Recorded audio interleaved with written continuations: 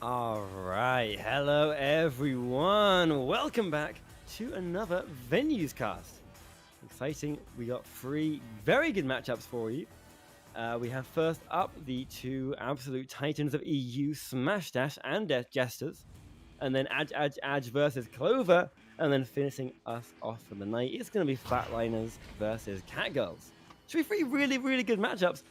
With me right now is the one you see, as well as Sir Dimwee for Analyst. I am Reset Worm, and with me on the cams as well is Wonder T-Man.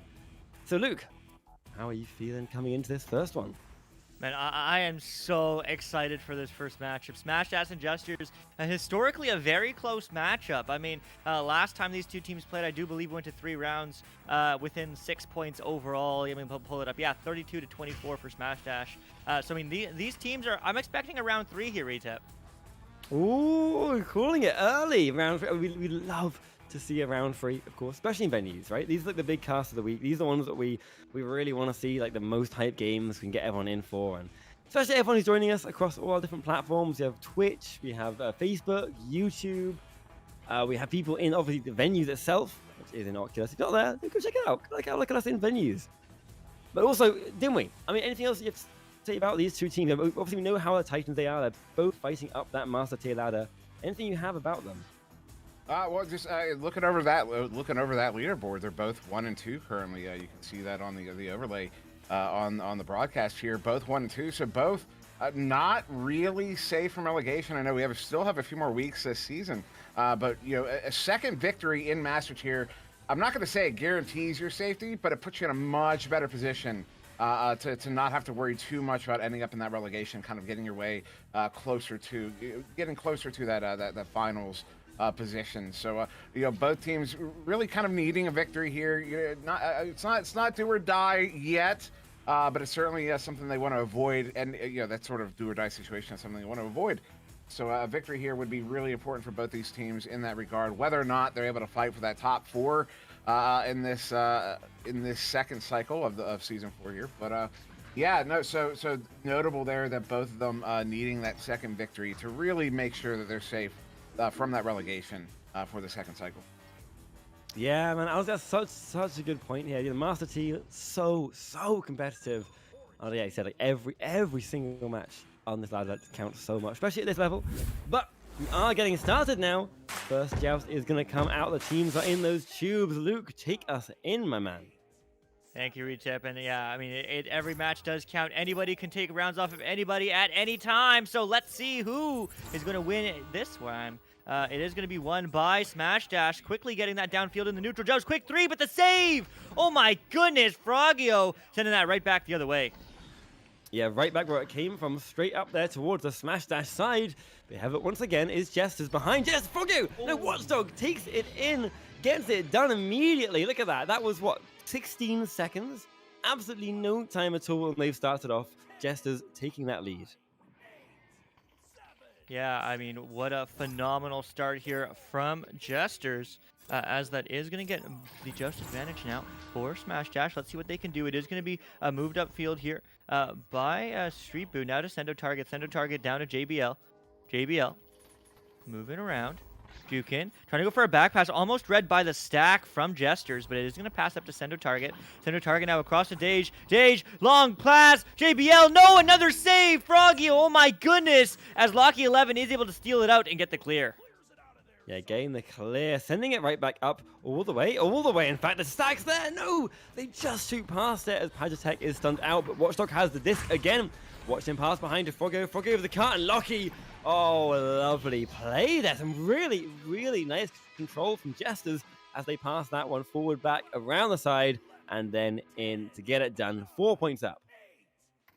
Yeah, I mean, what amazing counterattacks from Jesters, right? I mean, Smash Dash getting the opportunities, getting the looks, but the saves from Frogio are just keeping them in there. Also, a recent pickup here for Jesters as well. Frogio being on Ribbit at the end of Cycle 1. But it's going to be 2 more. And Pajatok gets it done. 6-0 Jesters. They're popping off here at the beginning of round 1. Oh, they really are. Damn. Jesters are looking incredibly strong. I mean, absolutely, as you said, they've had that roster change recently. They lost bad internet, by the way, and they've instead gained Frogio, and it's working out for them. It's definitely working out. They're really looking good right now and confident. The stacks are quick. Oh, look at the double stack there. But can they get back in time? The 3-point is sent, and they do. Watchdog is definitely watching that one. A beautiful last-second save to get it out and away. Yeah, I mean, crack saves. Patrick also is a new pickup, I do believe. It used to be. Oh man, I forget. Mazda comes to my mind. I don't know. I'll look it up, but yeah. It's going to be JBL moving upfield, and there's 2 more. So they are going to break the silent Smash Dash on the board. Mazda, you're absolutely right. It was Mazda. So yeah, dude, absolutely. Two different players. It makes a huge difference to that team, and to be able to hold it down still and be able to like keep this game under wraps, that is so good to see. As they are gonna have the joust now. They're going to have the joust. Watchdog trying to get it out. Gets it downfield to Pajatek. Pajatek moving up, moving around, juking low. Finding the pass back, will connect to Lockie. Lockie quickly upfield to Frogio. Frogio, one last cut, and it's good. Pajatek replies in 17 seconds. 8-2 Jesters. My God, this is such a quick scoring game. Back and forth all around here. These guys are very, I mean, they're strong, right? They're the best of the EU. And you can really see beautiful passes all around. They get the disc once again. Street Boo now passing down all the way upfield. This is so good. Open goal. No, they just miss it. Oh, under that pressure, they know that stack's coming. It's like when you're running down those stairs and you like start running and you feel like a monster behind you. They know that stack is chasing them down, and so they have to rush the pass. And instead, they just missed that shot. And so it is going to be Sendo taking it back again for another chance. Another chance in another 3 days. Doesn't quite hit that one, but I mean, you can see the coordination. I mean, Frogio and Pajatek are coming from Astral there at the end of Cycle 1, and before that on Ribbit in Season 3. I mean, and you can see the coordination. I mean, both these stacks, Watchdog, Lockie, Frogio, Pajatek, I mean, absolutely cracked, and they're doing so much work here as, again, they get another turnover, but it's still back and forth. Smash Dash gets in clear, but Pajatek and Frogio, they read that as that is going to be zooming downfield, and they are going to open 3, and they hit those all day. 11-2 Jesters. Yeah, 11-2. Okay. Honestly, I did not think it was going to be this kind of game turning out right now. Like, Jesters, with all the changes they've had, everything they've won up here, they're just looking so clean. They just look like they just know what they're doing, every single move. There's this joust here, right? Sendo has this. They send it forward, and bam! Straight away, Pajatek is on it. They predict it. They send it forward. Sendo is there to save it at the last second. But still, that's just showing how strong Jesters are feeling right now.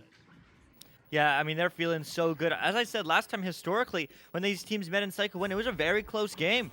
And now, I mean, Jesters, the roster swapped, you know, getting the dynamic duo of Frogio and Pajatek is just working out so well, but that's just going to be denied right by the net. But it's going to get picked up on the backline by Frogio. Frogio now over to Watchdog. Watchdog juking around, looking for an opportunity, finding a cut. Is going to bounce high into the hands of Pajatek. Pajatek just going for a reset, trying to get everybody in this play and trying to buy some space and time. I mean, we're halfway through this game, 11-2, but I mean, Jesters are looking really good, really insane. But that pass back is still good. They're just wasting time. They're happy to burn all the time in the world. Again, they're up 9 points. That's 3 threes. That's, 5 twos to take the lead. So, I mean, lots of goals here are needed for Smash Dash, and Jesters are just doing some amazing infield passing. But now they baited 3 defenders out, but no, they're just still, again, going to go for the reset. Yeah, the reset, definitely playing it smart here. They're not being rushed. They have tempo control. They have the passing control. They have everything under wraps, and that pass, unfortunately, does not actually connect. And they get it. Oh, he recovers it. Oh, a beautiful recovery into an attack. That is a lovely way to get that disc back in their hand again. They move it back, working back to Frogio. The head, but they still get it back again. Watchdog with a pass behind. So you can see all these players on the mini-map there, how beautifully well they're spread out across the floor, drawing defenders out towards them, and then finding those openings across. Again, a lovely one there to Frogio, as Frogio is going to try and work it back again to Watchdog. Just again, back and forth. They cannot get taken. And while they're doing this, while they're passing around here, they just burning down time. Yeah. I mean, this is a masterclass in positioning and passing in the infield, right? I mean, these folks are just so skilled. Do this with your friends, right? Try to pass this many passes in a row perfectly on target, moving around. I mean, there's, of course, the one that gets scuffed right when they try to split the cut. But, I mean, they just burned a minute and a half, maybe 2 minutes, just with infield passing. And even if they score right here, will the stack get there? Yes, they will. I mean, and just like that, they have it pick it up and they get the clear again. I mean, just a fantastic control here from Jesters as they have an open 3 and they take those, but they don't hit them.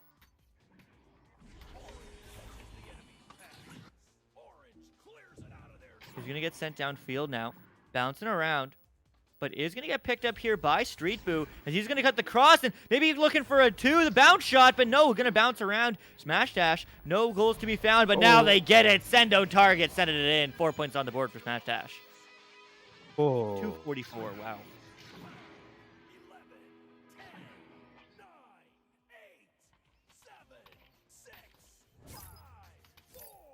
Yeah, I mean, just incredible positioning here from Smash Dash. They made it around. They turned it around. I mean, Jesters burning almost 3 minutes, right? I mean, that's worth it. All that infield passing is worth it. And are they going to do that infield passing here? Yeah. Yeah, they are. I mean, why not? They're playing patient. They're up. I mean, just incredible looks here from Jesters. Oh, just absolutely incredible. Like again with the passing, again with the control. They know what they're doing. No, the headbutt. Oh, unfortunate there. That wasn't quite it. It is going to get sent out. We're a little bit too confident coming in here. We really need to just make sure they know what's going down. But still, they do have that point advantage massively, and they are definitely feeling it. Yeah. Yeah, I mean, they definitely are feeling it. And it says Smash Dash is looking upfield here. But again, they don't make it. You know, they don't connect, as that is going to bounce back. And there's a long mail slot, and ooh, off the ding ring, but it'll be sent in for 2 by Pagetech. And I mean, fantastic looks here from Jesters, up 13-4. 13-4 in the first round. 1 minute to go, so plenty of time here for either team to get some momentum. For Smash Dash to work out some more ideas, to pick out something to do. But in the meantime, it is looking going to be hard for them to come back. I mean, is it possible? No. Actually, I don't know about that. No, it's not. But still, they can get another chance. There's no way it's going to be lucky with the disc again. And then again, they just don't lock it down. Again, they just got like killed. Like, beautifully well done. Honestly, I love watching these teams. It's so clean. Right, there's something so satisfying about them passing left, right, all over the place, just controlling the disc. And absolutely, yeah, like someone on Twitch chat is saying here, no showboating, just skill. Absolutely. Yeah, I mean, that's exactly what Jester's doing. Just clean Echo Arena, burning away 3 minutes. I mean, making this game an easy W for them with the time. And their stacks are just so fast. They're everywhere they need to be. As Pagetech is going to try to send this one down the other way and does so. There's a stack. There's a dribble play. There's not an open 3, but they're just going to set this up 5 seconds now. Do they go for one more shot, one more play? Yes, they do. But no, the steal. Sendo target. Denying that opportunity, but wow, what a round 1 from Jesters. Oh, dude, yeah, what a round 1. That was insane. Like, those passes, there must have been like 20 passes in a row, just inside the enemy. Yeah, fantastic job there. But Sir Dimwee, I mean, on the sidelines, what did you see after that round 1, my man? Yeah, no, that was quite a performance there from Jesters. It was a really good performance from Jesters in the first half. But then once you got to the second half there, they started, I would say they started chewing on their food, maybe a little bit too much, and ultimately left themselves scoreless for almost 4 minutes. And now part of that seemed to be by design. They were just running the clock quite a bit. They wanted to just maintain possession. But during that time, anytime they went for a shot, their cross passes were off the mark and their shots were off the mark. And ultimately, it was Smash Dash who scored. What was it? You pointed out? Oh, nearly 3 minutes later. After that 5 minute mark of that first round. So it was a little interesting that second half. Jesters did kind of find their footing again. But what happened in the first half, what really transpired was you noticed that Smash Dash started getting goals off of really quick, long relays through mid to beat Jesters down to the goal there. It worked a little bit, but then Jesters started matching the pace and it no longer was working out there for Smash Dash. But yeah, looking forward to this second round here. Looking curious to see what adjustments Smash Dash will make. Yeah, it's always the dynamic game, especially at this level, but fantastic analysis as always, Dimwee. We appreciate you, but that's going to get sent right downfield by Smash Dash and almost put in for 2 or 3 it would have been. But Pagetech does pick that up and tries to send it out, but it will get intercepted by Lockie.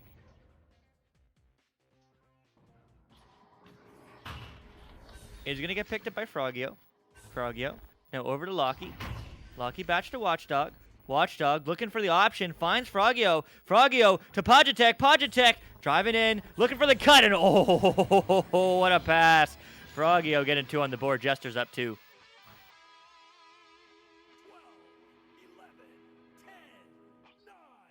9:15 on the clock. 45 seconds in this match.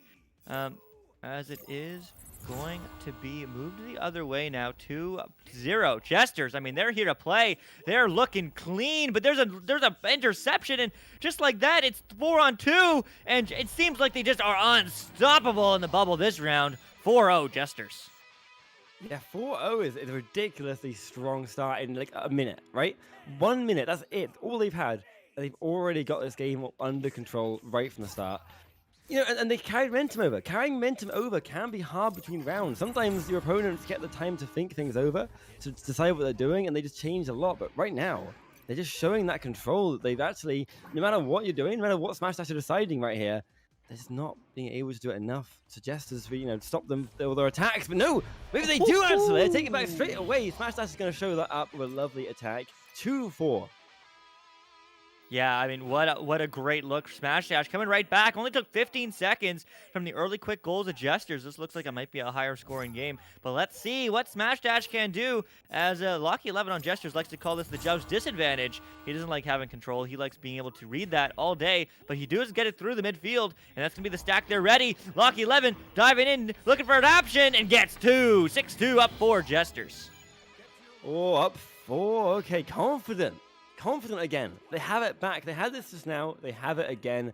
Yeah, they know this game, right? They know this. They know being in the lead. They know having that pressure on Smash Dash.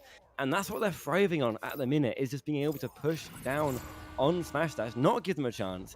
Instead, just give them an attack again and again and again, as they are going to work it up. Smash Dash now, they really want to keep control. They want to have that pressure for themselves. They don't want to be pressured as much. The stack just chase them down. They get the pass off once and twice.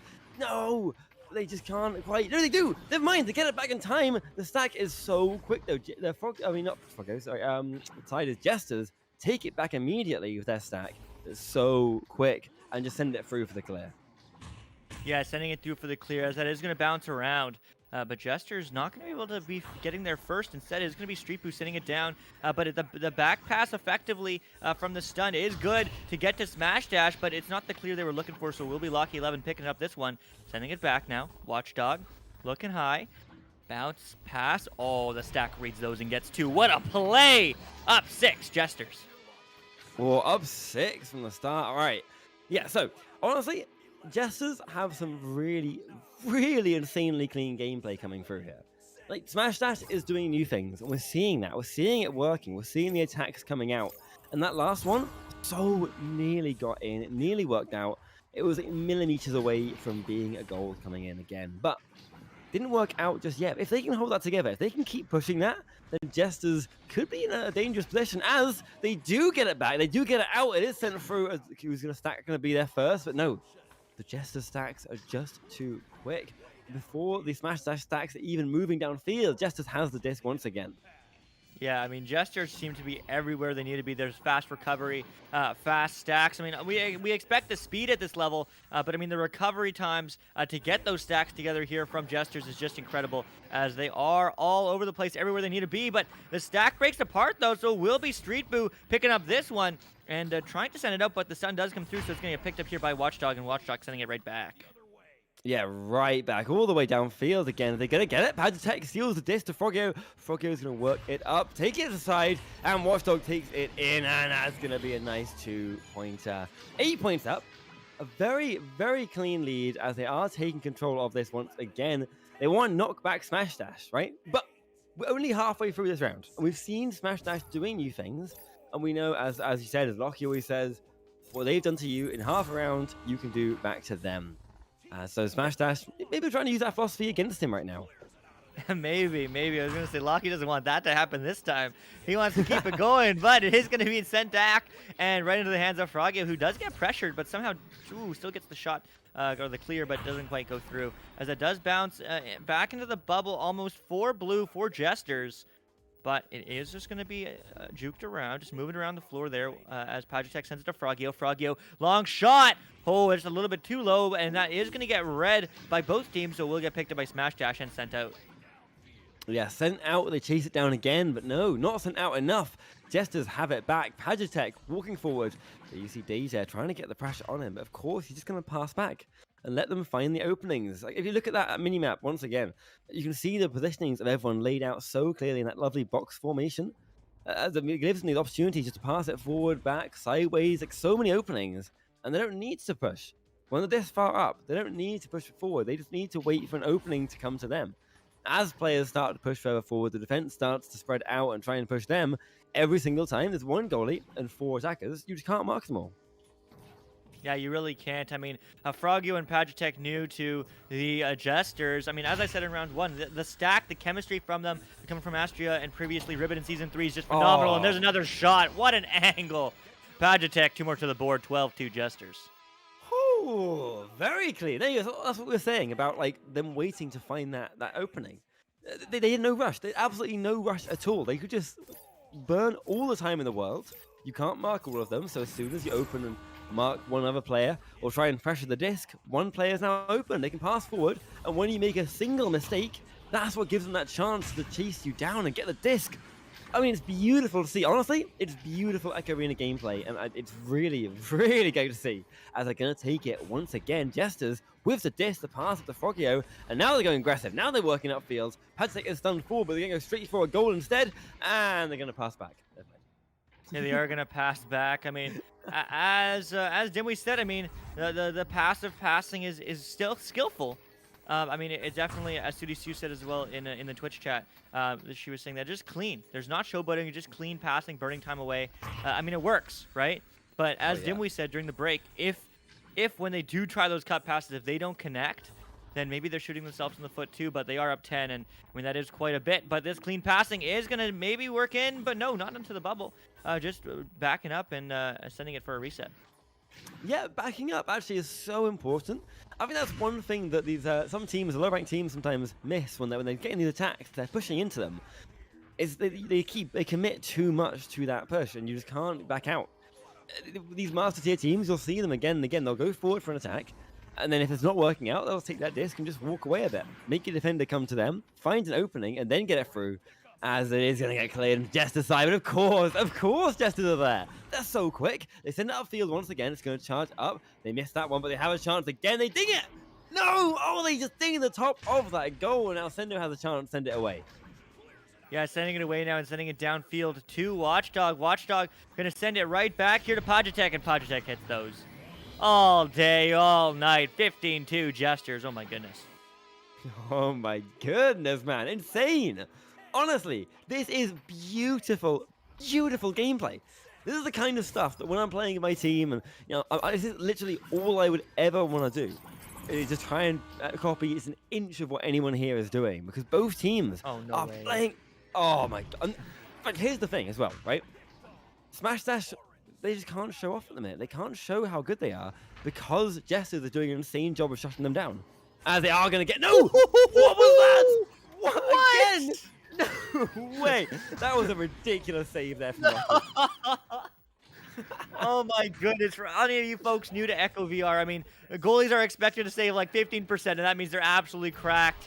And I mean, there's just a brick wall here from Jesters, and the counterattack is so strong. Lockie diving it in. 17-2. Oh my goodness. Dude, absolutely, man. Insane. Being able to dive in the goal with absolutely no warning at all. Turn around and save a disc that close and that fast is insane. That is a level of skill that is just like way, way beyond anything we usually see in Echo. Oh, again! Wait, twice in a row! How do they do it? How do these guys do this? It's not luck. Like once is luck, but twice. No way! Of course they get the bounce 65, shot. oh. 65 meters. This is just insane.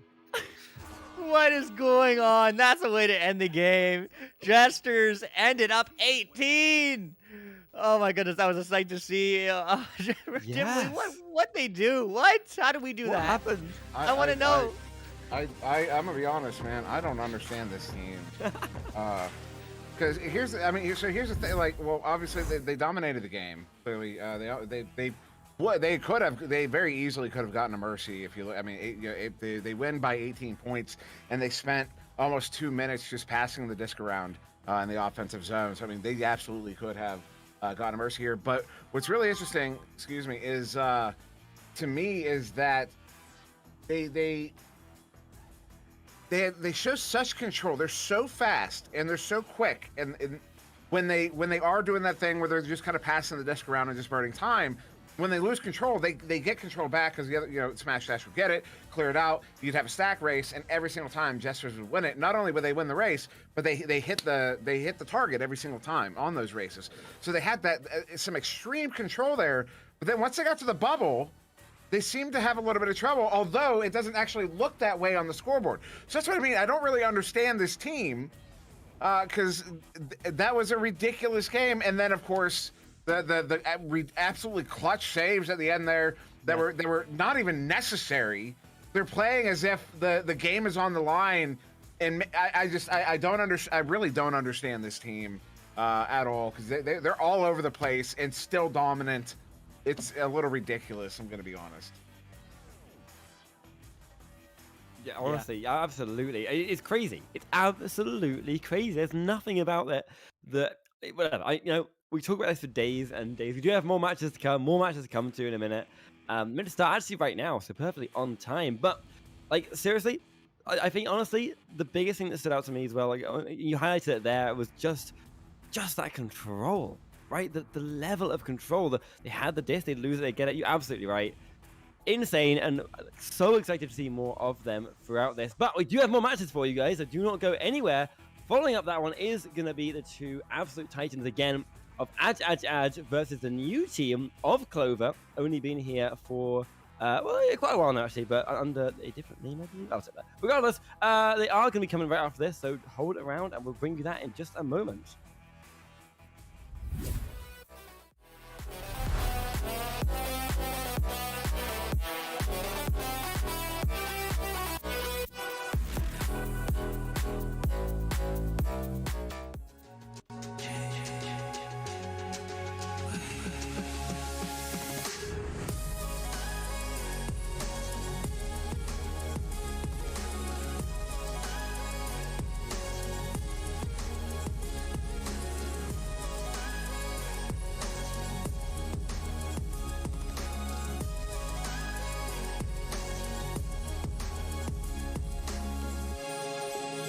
VRware. Our passion is for the future.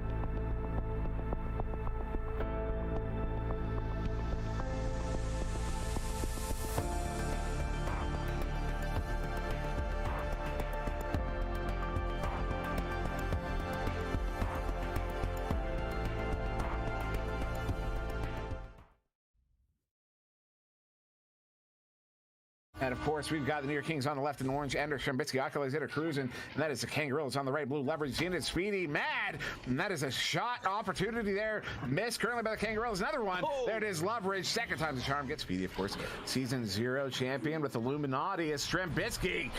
Strem now sending him across there to Ender, crossing over to Cruising, goal is wide open. Speedy works it up under pressure, they get the pass off again, and then have taken it in on the vote of who people thought would win, and they get it again. Yeah, this is one of those inverted plays here from Kang. Oh no, the disruption happens. Strembitsky long shot off the backboard, does not miss. 28 meters out. Very, very collected play here. Very patient. Big setup there. Ock is going to bring it in. Not able to get control of this. I mean, this is just a complicated game of monkey in the middle at the moment. Zenith sending this one up. Sets up Mad. Mad still gets the pass across. Zenith pulls off the Dusty. Zenith going to walk this one to the edge of the bubble. They have an opportunity here once again. Leverage takes a shot. We have time to talk about that because no one scores yet, but 1 minute to go. Never mind. Cruising's not able to handle it. They've got to get a chain together as this one's right at the edge of the bubble. Kane gets there first. Oh, the shot. The recovery there. They get it in for the two. We are, in fact, going to round 3. Alkalizer looking to move in.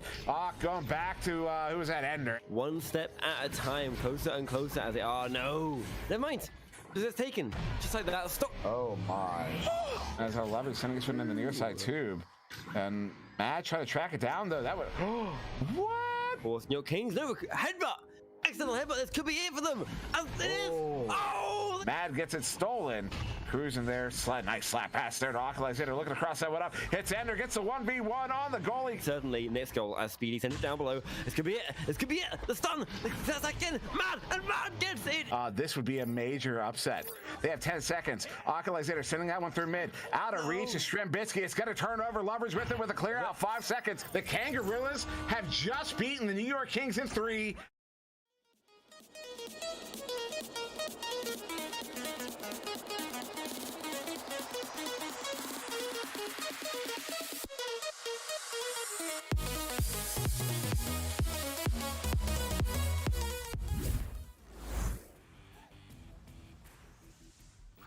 And welcome back to VR Master League Echo Arena in venues, in Twitch gaming, in YouTube gaming, whatever it is. Welcome. I'm the one you see, Luke, that is, and alongside me is Retep Worm here in the booth. On the analyst desk again is Sir Dimwee. And on cams is Wonder Team, man, doing everything behind the scenes. But, man, what a fantastic matchup we just saw. But now we have another one, Agi Edge against Clover. And, man, I mean, Agi Edge has been crushing it so far. Number 1 currently in EU. I mean, some players think they can go far. Some players think they'll just be top 4, top 5, whatever. Well, let's find out right here. Retep, how you feeling? Oh, I'm feeling good, man. I'm excited. I'm coming off that one, and I'm, like, hyped, right? I've still got the energy. I've still got the amazement from how clean that last game was. And these guys, he said, like, promising to be maybe even cleaner, if it's possible. I don't know if it is, but, like, you know, both teams here are known for that. Agi Edge, a very, very aggressive team on their attacks and stuff. Really, really clean. And Clover, I believe, was, don't quote my list, but I believe Ribbit. It was Ribbit? Yeah. Was that Ribbit? Yeah. And so, having lost Frogio, switched over to Clover.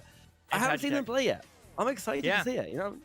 Yeah, it certainly will be good. I mean, Dimwee losing a substantial part of the roster, Ribbit, now Clover, losing Pagetech, losing Frogio. I mean, how does that affect kind of your expectations coming into this match? It means I don't know what's going to happen. Honestly, situations like this, even when you have players come into the situation that haven't proven themselves yet, maybe we're from a lower division, or maybe we're from a team that wasn't quite up this high up, you never know how it's going to actually work out. I mean, I could use the example of Game back in, I think it was Season 2 on Team Flare in North America. No one really knew him that well at the time, and then suddenly he shows up and just starts dominating the scene. You never know when that's going to happen. A lot of times these players will come out of nowhere, so I'm really curious to see how this one works out, though. Agi is a very, very, very good team. It certainly is. Well, let's see how it does play out. Retap neutral Joust is going to get won by Agi Edge, but I mean, they're looking speedy so far. Oh, dude, very speedy. Definitely a quick start here. Again, we're seeing the attacks round behind, and oh no! Oh no, the Chicago or the Amsterdam or whatever you want to call it, EU, is going to come through for the get there. But you can't save it that close, but lovely. I mean, what a beautiful start there, right? Shoulder to other shoulder to behind the goal, straight in. Yeah, I mean, phenomenal job there. Agi Edge starting strong, but Clover, I mean, definitely a strong team as well. Not quite number 1, but I think they're number 3. No, number 7. Whatever. He's going to get moved here by Agi Allen. Agi Allen looking for a pass across. He's going to connect to Baguette. Baguette looks for 2, and just like that, we're tied. Oh my god. All right. Straight back into it. Yeah, so this is what we were expecting, right? These teams, both very, very strong. Both insanely strong, in fact. And both teams would really, really want to get these points coming quick. And they are. As it is going to be the side of Agi with this disc right now. Taking it forward, passing it up.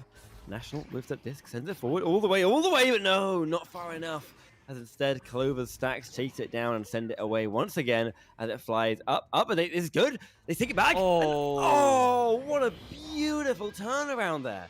Straight from attack against Clover, all the way back, straight into a goal against Agi. Yeah, I mean, what a phenomenal job from them. I mean, Agi Edge so far in season 4 cycle 2 has been dominant, scoring 107 out of a possible 120 points. Right? I mean, for a points differential. I mean, they have dominated the competition. But I mean, Clover, they're a good team. They're someone new. They haven't fought together before, at least with this roster and this team. And there's a long bounce shot, but no, doesn't connect. Agi needs to hit those. And I mean, they're still down 2 minutes in, but there still is lots of time to come back. But Clover certainly aren't no chumps, as there's going to be Autumn Leaf now, but getting read by Little Rad, and Little Rad looks for the clear. Yeah, looks for the clear, finds the clear, looks for the shot. Oh, doesn't get the free, but there is Golty straight behind for a lovely 2 points to recover that up. And that brings us back, Luke, back to 4-all again. These guys 2.5 minutes in, and they are neck and neck. Yeah, I mean, they really are, just like that. You know, this game is tied, this game is back and forth, and you know, maybe not what a lot of people are expecting for Agi Edge. I mean, when I was talking about Lockie yesterday, he definitely was expecting this sort of outcome. Also on the production team, and we just saw him in the arena as well on Jesters with that 2-round win. But it is going to get here picked up by Emil, and Emil looks for that clear. Going to get bounced down. Maybe the reverse boop. No, a little bit too shallow though, so it's going to bounce unfortunately off the Geo, and not quite out still, but nope, still not out.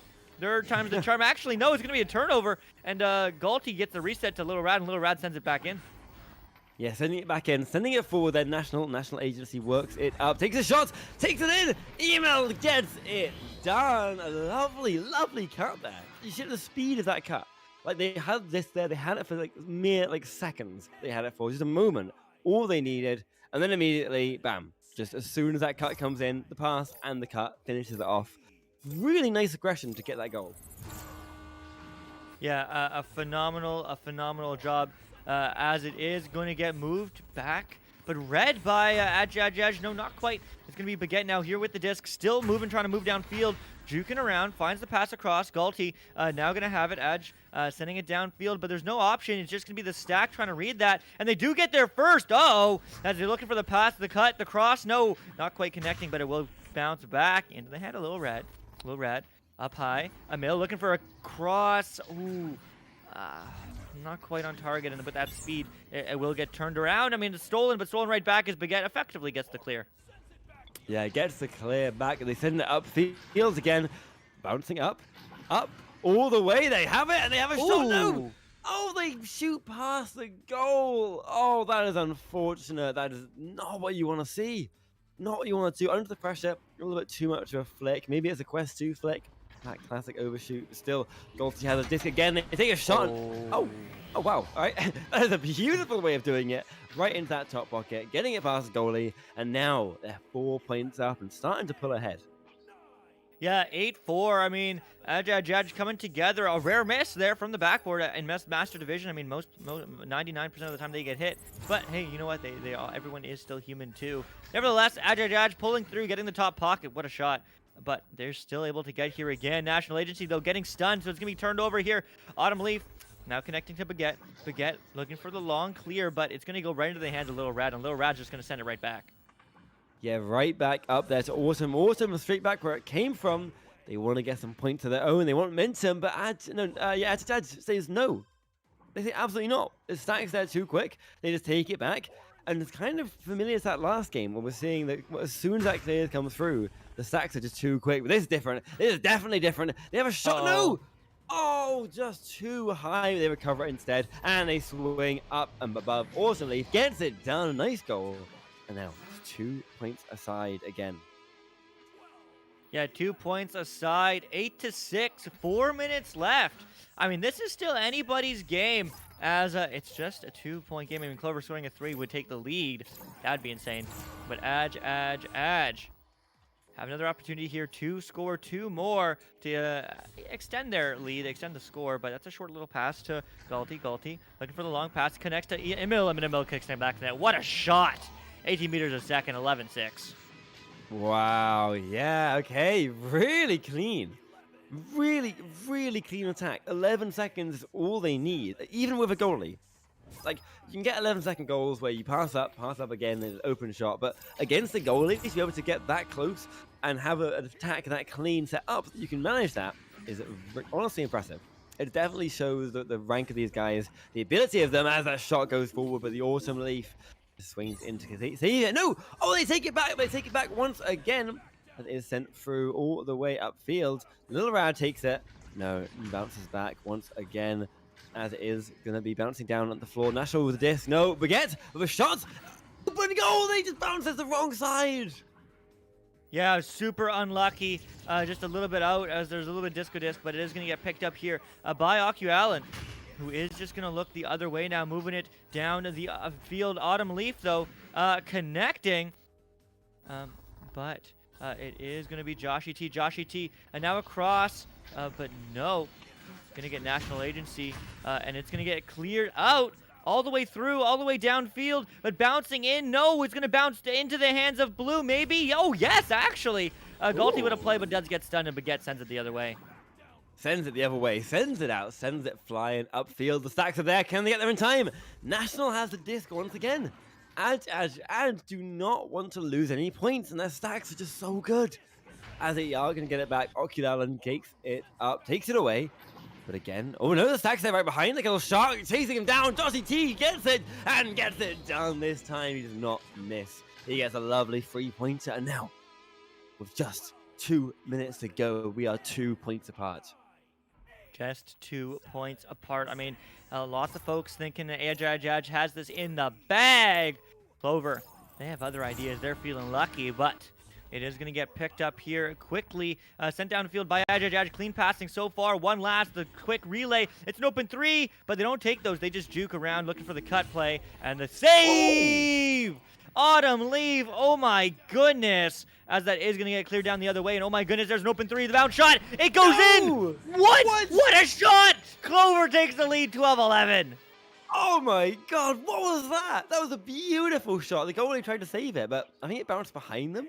Yeah. Honestly, I don't even see it. It's insane. That is exactly what they needed, and now they're 1 point ahead. That is a ridiculous turnaround. And now, Agi Edge have 1 minute to get this back. And it looks like that means we can't go to an OT. We need a team to get a win right here. As Joshy T takes it straight back again. They need to hold out for 1 more minute. Yeah, they do need to hold it for 1 more minute, as it is going to get moved back. I mean, Agi Edge yet to lose a round here in Season 4, Cycle 2. Will this be right here, right now? No! They get it! 13-12, just like that. 30 seconds left on the clock. When we do come back, Agi Edge take back the lead. Yeah, okay. This is it. This is what we're here for. This is what we want to see. They have 30 seconds. And they need to get a goal. If they can get a goal in that time, that's it. The round is on their side. They have it, but there's no time at all. But as Baguette has it, a nice pass forward. The stun comes. No, stun does not come out in time. They recover it. Joshy T, the stacks are chasing him down, but they're able to keep control. As it is going to bounce to the side, but no, the stacks are too quick. Is it coming in? Oh, you can't say no to that. You cannot stop that. What was that shot? National Agency absolutely cracked, giving them a 4-point lead at the end of round 1. 16-12 final score. But oh my goodness, what a close round. Sir Dimway, tell us all about it. Yeah, that was a very unique round. I will point out first that this is looking like a very North American style game here, with the exception of a couple goals, maybe a couple. Most of the goals came from formation passing up and down the arena. This wasn't a very stack-heavy game until later on, and when it was stack-heavy, neither team really had control. Both of you just had the ping pong back and forth. When they started getting stack-heavy, that's why they were relying on their formation passing, because neither team was winning in the stack race department. Ultimately, though, Agi Edge is able to pull ahead there off of some just clutch performance. I mean, that you can't say much more about that. That is, it's like when the game was purely being won on strategy, when it was kind of this really even matchup, but near the end there it got won by those individual skills, the individual clutch plays where you're in the right place at the right time, and just your reaction is on the spot, is on the mark, you nail it. And we saw a couple of those, especially that last goal there from National Agency. Phenomenal deep three there. I also want to point out possession time almost equal, only a 10-second difference between the two teams, which makes sense when you see how almost, I mean, this feels like a very evenly matched game here. It really does, and a fantastic analysis. Thanks for that, Dimwee. As we are going to go into round 2, I mean, let's see if the individual skill or the teamwork is the one that really pulls through for the win. But let's see if we can see a round 3, as it is going to get picked up here by Autumn Leaf. Autumn Leaf quickly downfield, but no! The scuffed pass, and that's going to bounce right back in the midfield. Yeah, back in the midfield, so the National Agency is going to take it up and away, all the way, in fact. An open goal! Oh, no! Oh, they turn around just in time to watch that disc float in. That is a shame. A millisecond earlier, maybe they would have had that one with those insane reflexes, but it's going to be instead Agi Edge starting off this round. They want to take it again. They want to take it in the bag. They want to finish this game in 2, and they're going to definitely show why for that first free. Yeah, going to get sent downfield now to Joshy T. Joshy T, though, getting stunned by Agi Edge's speed in the stacks, but there's the pass. And Galti now to National Agency. The bounce shot not quite connecting, but it is going to connect with Galti, who does go one more reset. Lil Rad's there. Long pass. National, moving around, juking on the backboard, and he gets 2. 5-0, Agi Edge. Yeah, 5-0. That is crazy to come in here. Like, I mentioned that last game, but in between the 2 rounds, you have a minute, right? A minute break. That is a lot of time to talk about what's going on. And generally speaking, it is the losing team that has the time, most importantly, to work out what they're doing, to change what they're doing. And that can often make a huge difference in round 2. What we're seeing here, Agi Edge, whatever they did differently, they don't care. They don't care. They're still just going to play the same clean game, the fast stacks. And again, like you see it there, the insanely fast stacks, giving no time at all. Clover don't have the chance at the moment to make these plans. And the ding comes out. But still, Clover playing very clean. They can definitely win this back. They just need to watch out for this attack here. No, they can't. National Agency swings it round and brings it in. And now 2 minutes in, 7 points up. Yeah, I mean, what a phenomenal job there from Agi Edge. I mean, we always talk about dynamicism, right? Dynamicism in the arena, reacting to each other's plays, countering each other's plays, countering those counters, and just the metagame, right? It's the game within the game. But, I mean, Agi Edge seemingly doing that quite well here in round 2, as they are going to keep Clover scoreless. But we are only a quarter way in. We are only 2 minutes and 30 seconds as of right now. So, I mean, lots of time here. Clover moving it downfield. Well, solid passing. One-on-one, and just like that, they break the silence. Gets 2 on the board. Yeah, 2 on the board. Okay, that's the start. This is definitely what they needed. If you just keep giving Agi Edge momentum, they're going to feed on it. Like a little shark, they're going to just grow and just get more and more aggressive as they go and make it much harder for you to counter them. So definitely a huge thing for them to get that first 2 points. They need to keep it up. Oh no! There you go, you see it there. The confidence blossoming in Clover as they take it back immediately. A chance behind, a shot behind. No, they miss it! Oh, it's a pass. They just missed that one. That was nearly beautiful. Awesome Leaf has recovered it once again and is working it back upfield. Yeah, is moving it back upfield as they're just juking, trying to buy some space. Get it. Has an open opportunity to Joshy. Joshy over and across to Autumn Leaf. Autumn Leaf juking around.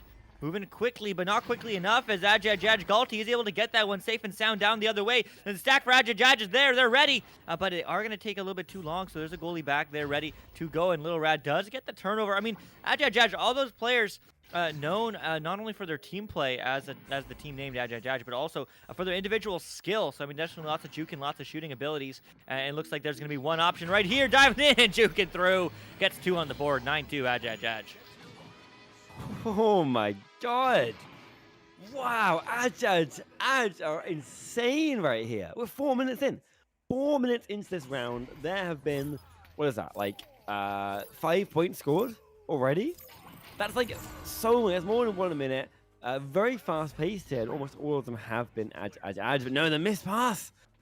Oh, unfortunately, these are the mistakes that you would not normally see almost ever from a Master Tier team when they're not under this sort of pressure. But when you have a team like Agi Edge pressuring you down, you make mistakes. Oh, wow, the long shot there. A little bit over-optimistic as the goalie was there in time. Instead, it is going to be going on as a Autumn Leaf has a disc, works it up, takes a pass forward. The stack is split apart though. Can they recover it in time? They can, but no, the Agi Edge stacks are just too quick, too much pressure as they take it away and clear it back through. Yeah, clearing it back through as it is going to bounce into the hands of Galti of blue. Agi Edge looking for the 2-on-1, but no, they're just going to wait till their teammates rotate in. Now it's a 4-on-2, but that's going to be on the backboard, and they just pull through. They just hit those. National Agency, oh my goodness. 11-2, 9-point game. Oh my god. Oh my god. 9-point lead. Like, that's nearly a mercy. That's heading towards a mercy at the end of this game, right? Half time, 9 points up. Another half, you're pretty much at that mercy, unless we see Clover doing something different. At the minute, though, it's just hard to imagine what they can do. I mean, the stacks are just too quick. You can see them here, right? What they really need to do is be able, if they can, to have the time to pass that disc and stun out the stack. You see ultimately trying to do it there, and they do slow down the stack, but still the stack's just so quick that by the time you pass that disc, they're already going to the next person. But all of that, they are going to work it out. They find it around the awesome belief being able to slow down the stack, bought them some precious seconds, and then they let them work up that attack, pass it forward. Awesome Leaf gets there, and they finish it off, and that is going to give them the second point of the round. Yeah, that is going to give them the second point of the round. I mean, a fantastic job there. I mean, there's still 4 minutes left, right? As we always like to quote Lock 11 on most of the streams, because there's always someone behind in halftime. I mean, whatever you can do to them, they can do to you. And I mean, it's only a 7-point game, but it's looking good for National Agency. Almost bouncing that one in. That would have been insane. But Galti now having the disc, juking around, looking for his options. Gets stunned though. There's gonna be a turnover here from Joshy T to Baguette, who's looking to get that one downfield. But that's not the clear they were looking for. That's right to National Agency's hands. That's an open three. Woo-hoo, but just a little bit high and wide.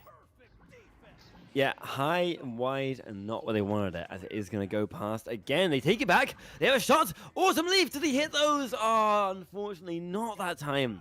That was close. That was centimeters away, but it was not where he needed it just then. But still, I mean, even hit that close with absolutely no... He spun around and just shot. But unfortunately, that is going to mean that they do have their in time. There's a little rad. There's the positioning and the lovely bounce shot that brings it in. And that is going to be another 2 points up. Every second that goes by and every goal that goes by is a blow against Clover, and they need to start getting more points on the board. Yeah, they really do. They really do. I mean, every single time Clover scores, Agi Edge seems to just turn around and score right back. I mean, that one taking 55 seconds. But, I mean, Autumn Leaf now. Clover looking for a mail slot. What a shot! Autumn Leaf finding the fall, as it is going to be 13-7, making this a 6-point game. Oh, 6-point game. 6-point game. That is doable. That is definitely comebackable, as it is going to be just 2 minutes and 2 3-pointers. That is so much time. So much time. But against a team like Agi Edge, is it enough? As the stacks come through, but the pass is good. The pass back again. Galti now, the disc, they're looking for a pass back behind him. They find it, but they don't hit. The stack is there first. Instead, they get a stun, and now they have a chance here. The other stack chase them down, but the 3 points is going to come. Baguette gets it, and now they're back within 3 and just 2 minutes to go. What a shot, Baguette with the top pocket from 24 meters out. 13-10, 3-point game. Agi Edge, as I said before, has yet to lose a round since they've joined the Master Tier. Clover may be looking forward to change that, but it's a 3-point game, and they might have another opportunity. It's still an open 3, the long 3, no! Hits the ding ring as they have another opportunity, but they need a 3 to tie it up. A 2 won't suffice, but that's not going to work because Galti takes that disc from their grasp, but it's going to get sent right back, bouncing through, bouncing high, bouncing into the hands of Baguette, but stunned. Now Joshy T gets 2! Oh, making this a 1-point game with just 1 minute left.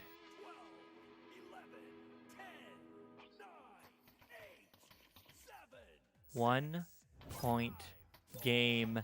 Absolutely insane, but it is going to be 13-12. Agi Edge with the joust advantage, finding it low, will connect, but will bounce back to the hands of Joshy T. No way! No. Oh, little rad though, able to turn this one around. Yeah, turning it around. I honestly can't imagine how sad it would be to miss that shot, but they have another chance. No One-on-one on the goalie. They do it! Baguette gets it done! 35 seconds. That means they're only going to have 15 seconds. That's it. 15 seconds for Edge to get another goal. If they do, they'll win the game. But if not, we'll be seeing in round 3. Can they do it? Yeah, 15 seconds, 18 seconds, whatever. Something too little. Can Agi get this back? This would be the insane comeback of the night. The second one, but there's a long relay play. It connects. Diving in. No way! What? What? Agi, they can't lose rounds. They take this one in 2, 16-14. Oh my goodness, pulling through. Wow, What? Sir Dimwee. I mean, what individual skill, what individual shooting from Agi. Yeah, no, I was. That's kind of where what I was going to point, because the game of strategy here was very even keeled, and it ultimately came down to the individual skill of all the players. Clutch plays. It came down to clutch plays. Came down to clutch shots, clutch saves. Excuse me as I slur on my S's there. But that's ultimately what this came down to.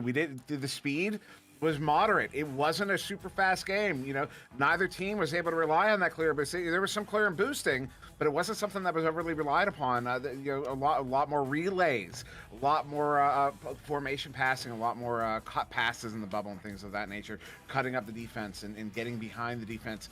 Not so much using speed, but using those passes to sneak behind. And ultimately, it comes down to a clutch goal there at the end for Agi. And that's where I'm gonna rest the case. There is on this one coming down to individual skill levels and individual clutch plays, because the strategy was really on the same level throughout the whole game, really. Yeah, I couldn't agree more. Fantastic analysis as always, Dimmy. I mean, listen to what this guy's saying. He certainly creates all those YouTube videos for fun. Make sure to check him out as well, Sir Dimwee on YouTube and all the channels. But we do have one more. It's going to be fun. It's Flatliners against Cat Girls. Not a master tier match, but they still have that gold star. This time it is gold. And that's certainly going to end off the night. Hopefully, we can only dream of having some 3 incredibly hype matches. But you know what? Time will tell. We will be right back. I'm the one you see, Luke, that is. Alongside me here in the booth is Retef Worm. On the sidelines, as you heard, was Sir Dimwee. And on cams was Wonder T-Man. But don't go away. We'll be right back.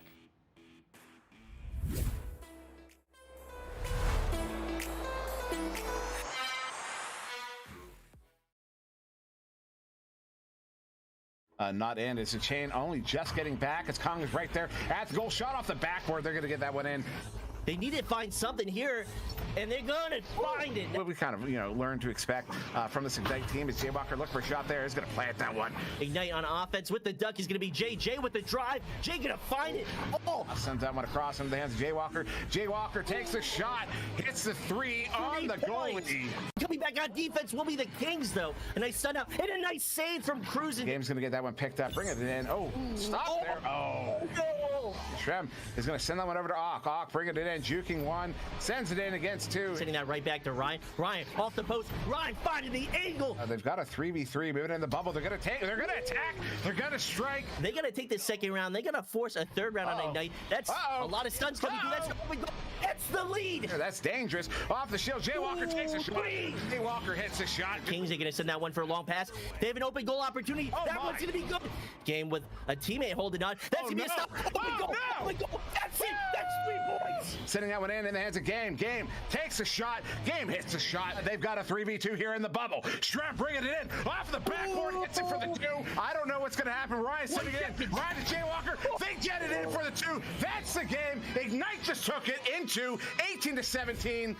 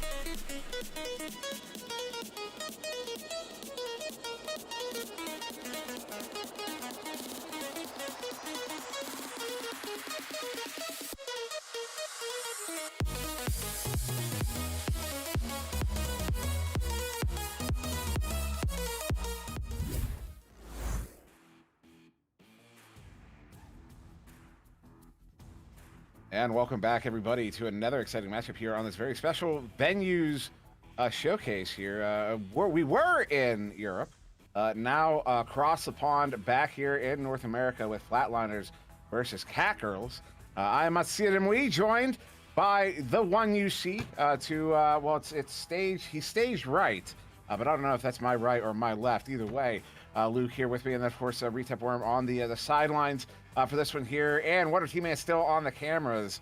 And Luke, these are two teams notable. These are the two gold ladder teams here. I expect a very solid competition, although notable that White Fox, league sub, notable player in North America, going to be playing here for Cat Girls, who are currently on the left in orange.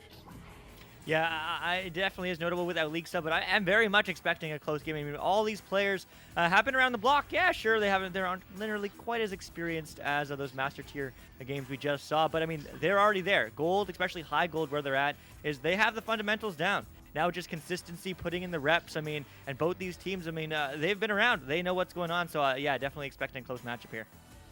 And thank you so much for informing me that Luke is, in fact, to my right, which also coincides with the stage right on screen. So that's awesome. But Retap, you know, maybe not as familiar with these teams as myself and Luke might be, but I'm curious if you were able to give a look-see over their records this season or anything, and anything you want to add before we get started here. A look-see round. I mean, yeah, because I was wondering, I don't recognize these NA guys. Anyway, yeah, so I mean, actually, these are very established teams. Flatliners have been around since season 2. So I'm starting in here a second, but yeah, I'll say, and the other team has been season 3, Cat Girls season 3, so definitely both very used to this game, and you would see how they face off against each other. Yeah, very curious to see how they are going to face off as we start here in round 1. Both teams are away, and it is going to be Cat Girls to the headbutt there. The bounces around mid, and the backstack from Cat Girls able to pick it up. Saturn setting that one over to Blade. Blade down to the floor to Mupus, and there's your first goal of round 1, 11 seconds in. Cat Girls are on the board. Yeah, Cat Girls looking strong. I mean, it is worth noting that last time these two teams did fight, all the way back in Season 3, Cat Girls did take the W in 3 rounds. 26-29 was their win. So, I mean, they did lose. They lost badly. But nevertheless, I mean, starting strong here, Cat Girls. Let's see if they can keep up that win streak against this team. as it is going to get picked up by Boombox. And Boombox, definitely a player who's been around a long time. Demi and I were talking about them before we went live. But now clean pass to Keegan. McKeegan, no space as Saturn stuns that. And what's to turn this the other way? The Boombox with that pickup sends that one in the hands of Virusider. Over to Keegan. Pocket pick, though, by Blade. The INTP sending this one out through that near side tube. And is that INTP in regards to the social? I think so, yeah. The personality test? That's very interesting. As that one is going to get cleared out, but back into the hands of Blade here on the back line. Blade under assault by Keegan, sending that one through that near side trap. Intercepted now by Free Artifacts. And is that going to go in? No, just wide. Picked up there by Boombox, who's looking for a goal, juking around, trying to find the space. No, was looking to set up a teammate. Instead, Saturn gets in the lane, gets a grab, gets it cleared. Yeah, gets it clear as it is going to get picked up here by White Fox. White Fox, as we said, notably the league sub, and Virusider, a new player to the Flatliners. Sorry, yeah, the Flatliners, as that is going to get moved down the other way. Virusider moving it down the field. Is going to connect to Boombox. Boombox long three. Oh my goodness, what a shot! 26 meters out. Flatliners take the lead. That was a phenomenal goal on a kind of the horizontal fade. On that one as well, 26 meters out, as you point out. That is just a beautiful shot, beautiful goal. You know it felt good. You know that goal felt amazing when he saw that go in. Actually, you know, it probably felt amazing the moment it left his hand. Yeah, that's the kind of shot you know it's on its way in once it leaves. But this one, scuffed launch here. Scuffed possession by Kangaroos. Five-side sending it in. Boombox with it, juking around, trying to go for an underhand at the bottom side of the goal. Not going to happen. Picked up now by Free Artifact. Back over to Boombox. There it is. Boombox gets a second opportunity. Gets that winner for the two. Flatliners are going to take a 3-point lead. 2.5 minutes in. Yeah, I mean, they are definitely looking strong here. As 2.5 minutes in, though, there still is lots of time to go back. Come back. But Flatliners, sorry, Kangaroos now with the joust advantage. Let's see what they can do.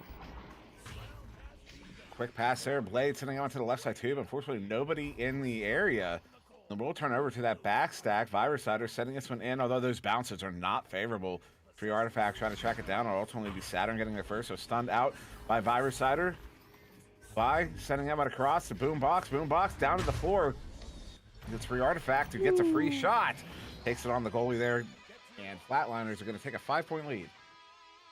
Yeah, that 5-point lead, they're looking really strong. I mean, Virusider, a recent pickup, as I said, literally as of yesterday, I think, or the day prior.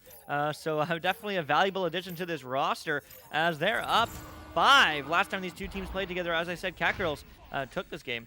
So, I mean, definitely a different look here. But Saturn are looking to ring in their team. Not the quite accurate pass they were wanted, but it will connect back. But the pass back won't work because Virusider gets the stun and gets the clear. As it is going to go downfield, bouncing through. Bouncing almost into the hands of Blue, but Flatliners are going to get a hand on it. Still, Boombox, though, gets their pocket picked, and White Fox gets the clear. White Fox sending it up to Saturn. Saturn look for the clear in as he has two teammates down in the area that hits the edge of the ramp, the sky ramp. So Virusider is able to play that one in the bubble, gets it cleared back out. Oh, the Chain overshooting it. This one's still loose on the far side. Chain gets back together, Blue Chain that is. And it's picked up by Virusider again, though stunned out, loses the disc, and that's going to be slapped away, I believe, by Blade, but right there in the hands of Boombox on the back line. Boombox sending this one in. Nice bounce pass. Gets to Virusider. Goal is wide open. Oh, but Pocky gets picked. Now White Fox with the recovery there, sending this one out. That one's going to bounce all the way down to the bubble. They're going to get a careening bounce down to the floor, and it will turn over once again. Boombox with it, looking for the clear. Does get it cleared. Yeah, it does get it past many people, but it's going to go right into the hands of Moonpist, who sends it to Saturn. Saturn to White Fox. White Fox, no! What a deny! What a save from Flatliners. I need to look back at that one. Oh, my goodness. But that is going to get stuck in the midfield now, bouncing through. Bouncing into the hands of Keegan, who looks for the boop shot. Not in, but will get helped through. And just like that, Boombox nets 9 on the board for Flatliners. Yeah, I watched that one back on the stream delay. The shot that didn't. There was no save there. That was just the post getting in the way. Pure and simple. That was just just didn't lean far enough over to get that reach in to get the dunk. You know that one did not feel good. As Flatliners are able to turn it into a 4-point swing there. That's 2 that Kangaroos were not able to get, and 2 that Flatliners were able to get. So now Flatliners, big opportunity. Oh wow, just like that, turning it right around. 10 seconds later. Get a 3. Flatliners are up by 10. Yeah, phenomenal look there from Flatliners. They're just connecting in every which way. Everyone's participating in everyone having everyone having actually exactly 1 assist here on Flatliners and Boombox. I mean, the points leader in the arena right now currently with 7, but is going to bounce around. Will get collected here. Not quite. Yes, now by Saturn. Saturn looking for a pass across. Doesn't quite connect, but there will be Blade of the INTP, as that is going to be Virusider with an open 3, but no, another ding, ding, ding. The post saving 2 so far this game, 1 for each team, as it's going to be slapped back for Free Artifact. Free Artifact now not connecting, though, as Saturn looks to get that one out. Good stun there, though, by Boombox, able to pick this one back up. Sends that one in, but a little ambitious there as it goes right in the hands of White Fox, who does get that one cleanly cleared all the way out down into the blue bubble. And that's Saturn, mostly on Katal. Oh, my goodness. Was that off? What happened? Posted was that head. off a head? Yeah, off the post. It would have bounced in, but the head was there. That's what bounced out. Yeah. I just watched it. Wonder got a great angle on it, too. So Scream had no problem knowing what happened there. As this one is loose in the, was in the near side pocket. Bounces out. Free Artifact is going to get that one cleared down. And that one down to the floor. They overshoot again. And this one recovered here on the back line by Free Artifact. Yeah, recovered by Free Artifact. Now to Boombox, now to Keegan. Keegan on the wall, and he shoots 2 in. 7 minutes in, 14-2. Flatliners up 12. Flatliners really taking the bull by the horns in this first round, as they say. Possession time, though, not as dominant as I would otherwise expect. They're only up by 30 seconds, 2:30 to 2. Oh, my goodness. Wow. Is that that's not the second one we've seen today, but wow. Wow. Wow. I think that's the second opportunity we've seen today. The first one missed the first initial shot, I think. Maybe I'm wrong. I don't know. Regardless, phenomenal look. 14 points up, Flatliners. I mean, they're looking absolutely dominant. But 2 points on the board for Cat Girls. Cat Girls now sending that one low, the headbutt, I think, to Saturn. If not a very quick slap. But it's going to get turned over. Flatliners have an opportunity here. They steal it. They have a 3, and Virusider hits those. Yes, sir. 19-2. Flatliners. Wow. Wow. Just wow. The one stack is able to make that disruption, and then they incidentally send it back to the backliner, who then immediately just gets stunned out, punched out by that attacking chain. And I would love if we had some cinematic looks at some of these stuns that go off, especially at speed. Like how cool that would look. Like, you know what I mean? Like slow motion. Well, like a WoW cinematic versus the gameplay of World of Warcraft. You know what I mean? Like something like that. Yeah. Like you get like that next level of detail and graphics and all. Just a cinematic, because I can imagine in my head, because some of these are so comical, how violent the collisions would actually be. As Boombox is going to collect this one at mid with a minute 20 to go, but up by 17. Flatliners are looking really good here. Yeah, they really are, and their stacks are just connecting as they connect with the back of the net one more time. 21-2 Free Artifact. I mean, wow. I mean, Flatliners just doing everything right. They're finding the stacks, they're finding the passes, they're finding the interceptions. Some of the decision making, some of the shots, aren't quite necessarily on target. The post defending a couple of goal opportunities there. But I mean, Flatliners up 19. The score speaks for themselves. They are on mercy pace. That's a 20-point lead, as they are going to send that one right back for the clear, and the stacks looking to recollect. This one now to the edge of the bubble here. 40 seconds to go in this first round. And no one able to get their first. White Fox touches it, but stunned out immediately by Virusider. Bye over there on the far side, juking away from the Orange player, sending one back. Nice little send back there to Free Artifact, who slapped that one in, but it was off of the shield. Now, White Fox ultimately picking that one up, has 2 teammates down in deep there. Blade gets it picked up, sends it in for the 2, right at the edge of the bubble. I thought for sure that was going to be a 3. But likely the last goal of this round is going to be, what, like 2 seconds? 4 seconds, in fact, on the clock. Once we come out here. But yeah, Flatliner is certainly going to be taking this first round. Yeah, certainly will. 21-4. Dare I say final score, unless Cat Girls has a stack of opportunities here. And the very moment could have had a hand on it, but nope. No, 21-4. Final score, Flatliners. Wow, looking good. So, recap. What did you see there from the sideline, aside from a 17-point spread? Aside from 17-point spread, honestly, I've seen a great first round coming out. I mean, right from the gate, we've seen some really great fast stacks on both sides, but obviously we know it's the Flatliner stacks that came out on top. The pressure from them just constantly hammering down on the side of Catgirls. It meant that they just could not get themselves together. They couldn't form up those attacks, and especially their jousts, right? We saw the first joust, they were fine, they were doing them, but then very quickly they realized they couldn't wait, so they had to just force a disc to go really fast, and they throw it down tunnel really fast, and that meant that because it was rushed, they couldn't get the teammates that disc, and so instead it would get turned over, and they'd get attacked again. And when they were a little bit slower trying to get it working, instead they just get taken out of their hands and just shooting those 3-pointers, which obviously we saw Flatliners hit almost every time. Some really nice accuracy on some of those shots. Also, I want to point out here that Virosider actually was a league sub until like only a few days ago, right? And so honestly, to get that sort of stat control, that synergy and chemistry right from the start is such a good sign for them. It really shows they're working well as a team, and honestly, it'll be great to see what they can do and if they can hold that up in this next round. Something I want to point out as we're about to go back in here, as the stats disappear from the board there, over there on Flatliners, there are only 2 zeros on the board total, including steals. That is absolutely unbelievable. After one round, that's really unbelievable. It shows you how well-rounded this Flatliners roster is, as they are currently in possession here. Yeah, I mean, certainly a phenomenal job, and there's 2 more. Free artifacts are the first one to score in the second round. Flatliners up 2, just like that, only 13 seconds in. Very quickly, Flatliners playing exceptionally well, and as Retep pointed out, with Virosider being so new to the roster, how well this team is operating is really notable. I mean, they're playing at, this is a matchup that happens at the start of the week, and I know some might point out that there's a sub there on Catgirls, but anyone who's been in the North American scene long enough knows White Fox is a substantial player, particularly on offense. Oh, nice setup there, Saturn looking for the one-timer behind the goal, goes just off of the post. And so, yeah, this Flatliners team has really found something special on this roster. Yeah, they really have, as that is going to be a clear downfield. It's going to get collected by now the quick stacks from Catgirls. Again, remember, I mean, when these teams last played in Season 3, Catgirls did get the W, despite scoring less points, but that's a long shot. Going to bounce off the ding ring as a free artifact is going to scramble for this disc. Now Boombox, now one last pass and one more goal. 4-0.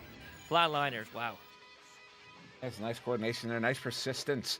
Winning 1v1s and then getting those passes off to open teammates. That was really well done there by Flatliners. Good communication, good instincts, good game IQ. Coordinate that goal. As Catgirls will be coming out once again on the Joust advantage. Mupus sending it near side tube to Blade. Blade through the tube. Down in the hands of Saturn, who's going to immediately get stunned out and robbed there by Virosider, who gets it cleared back through that near side tube. They have a chain down, although that bounce is not favorable. Overshooting it a little bit. Free artifact, though, picking that one up. Over to Boombox. Boombox wanting to bring that one in, but he's looking at a 1v3 there, so a little ambitious as it does turn around. Though a good leech.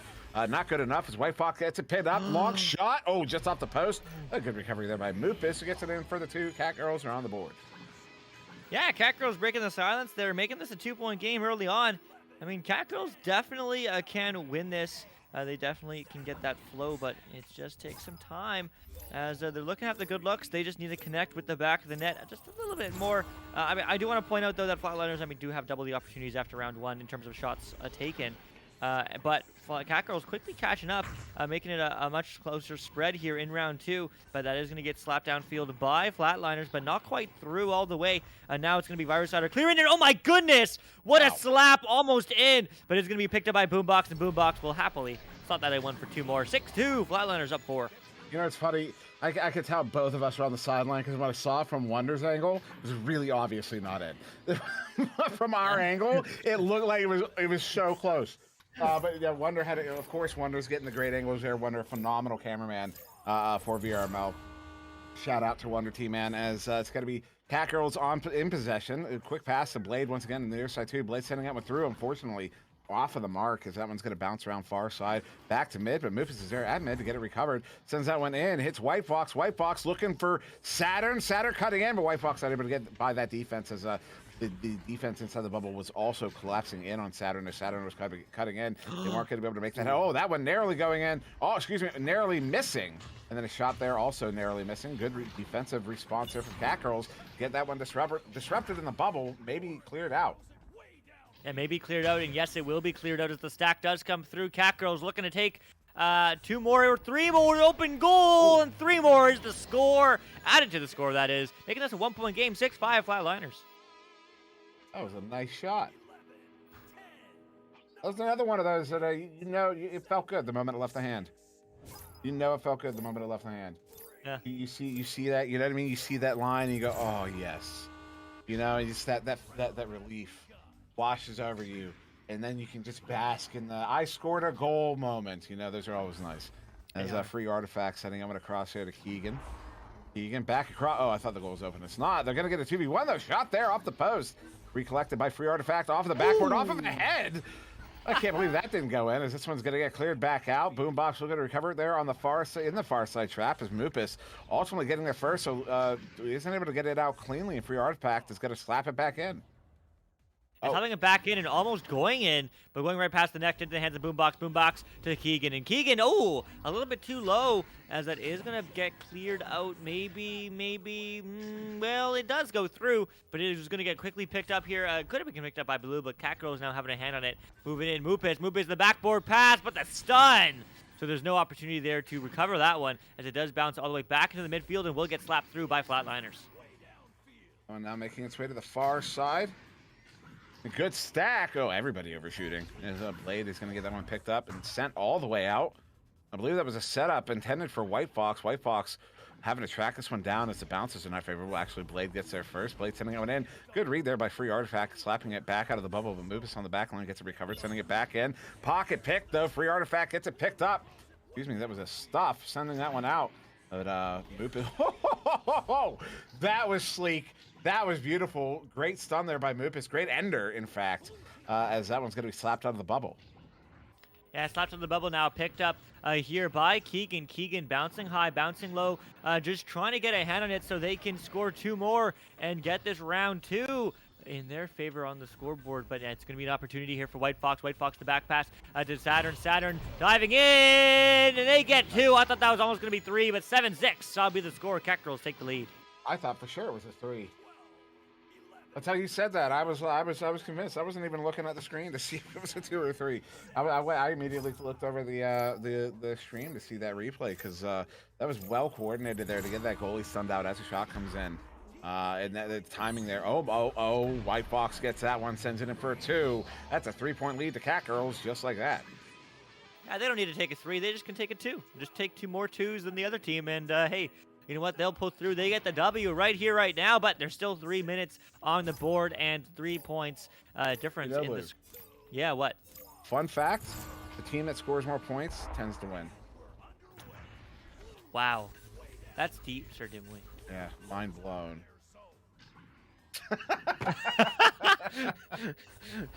I really hope you unmuted for that, Wonder, but if you didn't, then we'll just... That's so sad. That's so sad. Wonder saying loading screen tips can be found on the loading screen. Clearly the most useful loading screen tip. As is going to get sent back, though, and easily 2 more. So, I mean, wow. Kangaroos turning this one around, 11-6 score. Yeah, this is notable there. And well, I'm not going to point it out. So, yeah, notable Kangaroos pushing up here by 5 in the second round. Really making a point here. I mean, this is after Flatliners absolutely dominated round 1. Round 1. Yeah. What was it, 20-4? Yeah. Something like that? 20-4. Yeah. 20-4. And now 11-6 here. 21-4. And Kangaroos coming back here, making a point, saying that we are supposed to be in this game, although Free Artifact gets a big goal there. They're going to be back within 3 here. Still 2 minutes to go. Flatliners could still end this one at 2, but Kangaroos are really looking to make this an issue. Yeah, they really are. I mean, both these teams very, very high goal, trying to break into that Platinum division. In fact, Flatliners are, in fact, higher than a Platinum 2 team. So this could very well be that game to break into Plat. But it is going to bounce around and bounce back into the hands of Flatliners, as that clear was unideal for the Kangaroos. As it is going to just be another scuffed pass, not quite what they're looking for, but now Free Artifact diving in, looking for a short cut pass. Going to connect with Keegan. Keegan, very quick pass to Boombox. Boombox diving in, and what a shot! Making this a 1-point game, 10-11, Flatliners. Yeah, it was a nice quick turnaround there. And beats the goalie as well. Yeah, I'm going to be honest, that's a hard one to save. Even though the steeper angles, technically, are the easier saves, quote-unquote, because, you know, you're working with the steeper angle. There's less goal to shoot at, but there's still hard ones to save, you know, because you're so close to the goal plane there. As Blade sending that one in, they're looking for a relay here. They do get it. Sad on far side. Over to White Fox, cutting in. They go back up by 3 here with less than a minute to go here. Flatliners, they can do it with 2 twos, but they have to score those 2s very quick. So 3 is going to be the ideal situation here. Yeah, it really would be. I mean, we've seen some clutch comebacks in both our matches here today on the Venue Showcase. And maybe we get 3 for 3. That would be super, super, super dope, as I think they've all been round 2 wins as well. So, I mean, Keegan looking to do exactly that, connecting a free artifact. Free artifact looking for the 3, but it's not open. It's going to be a 2 maybe opportunity, but no. Getting cleared through, bouncing high, bouncing into the hands of White Fox. White Fox, 20 seconds on the board, getting the clear. Cat Girls, they're happy to leave the scoreline as is, as they are up 3, but 17 seconds now. Flatliners need a 3 to take it to OT, but it's going to bounce back. The clear, the pass, no. Virusider passing due to Keegan. Keegan needs a 3.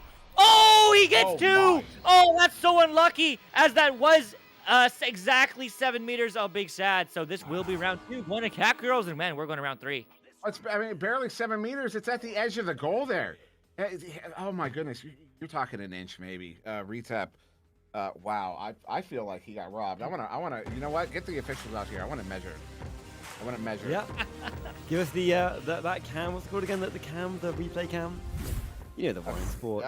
Yeah, I can't remember what it's called. But you know, sport terms. I have a name for it, but yeah. But regardless, I mean, dude, what a round, right? Oh my god, what a switch at the end. So we saw the beginning of that, right? It was the first few minutes. Cat Girls switched things up a bit, but not enough. Flatliners were still just hammering down on them. But then something happened, and Cat Girls just switched it up. They were able to get their stacks a lot faster, and that was it. That was all the change they needed, was to start adding pressure on Flatliners. And suddenly, Flatliners were struggling to find their position. They were having to pass off faster. Cat Girls just storming through them. They even stole the disc out of their hands on the joust. They had everything going for them. And that meant that they just couldn't get the disc nearly as much, and they started getting points piling up against them. And I mean, well, at the start of the round, in the bubble, the Cat Girls were just focusing on the disc. They would chase it down. Everyone would get kind of messy inside. And by the end of that changed entirely. The stacks meant that everyone had to spread out a lot more. Flatliners was passing a lot faster. Cat Girls then spread out much better. And honestly, a completely different game. So close. It'd be so good to see what they do in this next round, how that changes. And I just want to point out real quick, if Keegan gets a save in this round, Flatliners will have no zeros on the stat lines. Not one. I want to see it. As real quick here, they're going to get a goal just like that. Keegan, the boombox, speak of the devil. They got 2. Yeah, I mean, a fantastic job there from Flatliners, starting this one off quickly. But, I mean, we're only 10 seconds in, now 20. So, I mean, Flatliners still lots of time. But for all you folks unfamiliar... Oh, excuse me, I'm going to sneeze. Oh. Bless you. Thank you. For all you folks unfamiliar, this is a best of 3, so that means it all comes down to this round. The winner of this match wins the game. Doesn't matter the scoreline. It just matters who has more points at the end of the day in this round, and this is going to be Free Artifact scoring 2 more. 4-0 Flatliners on the board. Flatliners making an early point here. Quick message, letting everyone know they're still here. They're here to play. Stuff Fahrenheit. As Cat Girls are going to be back with this joust advantage. 1 minute off of the clock here in this 3rd round. A quick pass near side once again to Blade. They really like this these relays here, and they're working out for them. They worked out for them last round. As Mufus deep in there, got White Fox far side. White Fox looking at the 1v1. No, going to go for the pass there. Pulls out both defenders. What a beautiful play there from Cat Girls to get on the board. Yeah, great play there. I mean, that really working for them well. It is a 2-point game just like that. A minute and a half in, 15 seconds since the last one. So back and forth action in this 3rd round. I mean, we talk about dynamicism all the time, and both these teams dynamically adjusting to each other, trying to counter each other's strats. As it is going to be Boombox who does get the block, so there's going to be a stun through. One player caught back for Cat Girls, actually 2, but so the stack is coming back, stack and coming together. But it's going to bounce high and bounce into the hands, not of Blue, not of Flatliners, but Cat Girls who are able to get the clear through. Down. Stun there. Blade is able to recover that one. Sending it across somebody in the area, but that was a well-coordinated clear and boost there as White Fox has that far side. Ducks 1. Looking at it, bringing it in 1v2.